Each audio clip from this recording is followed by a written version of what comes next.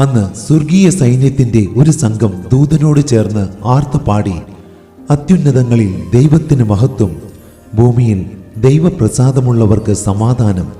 അങ്ങനെയെങ്കിൽ ഇന്ന് നമുക്ക് സമാധാനമില്ലെങ്കിൽ നമ്മൾ യേശുവിൽ വിശ്വസിക്കുന്നില്ല എന്ന് പറയാം.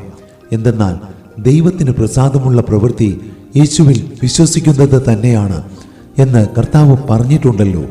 പ്രിയരെ, ഇന്ന് സുഖസമൃദ്ധിയുടെ മധ്യത്തിൽ നമുക്ക് സമാധാനമില്ലെങ്കിൽ അന്ന് യെരുശലേമിൽ നിന്നുള്ള മടക്കയാത്രയിൽ ബാലനായിരുന്ന യേശുവിനെ കാണാതായതുപോലെ നമ്മുടെ ജീവിതയാത്രയിൽ എവിടെയോ വെച്ച് യേശുവിനെ നമുക്ക് നഷ്ടപ്പെട്ടിരിക്കുന്നു എന്ന് കരുതാം.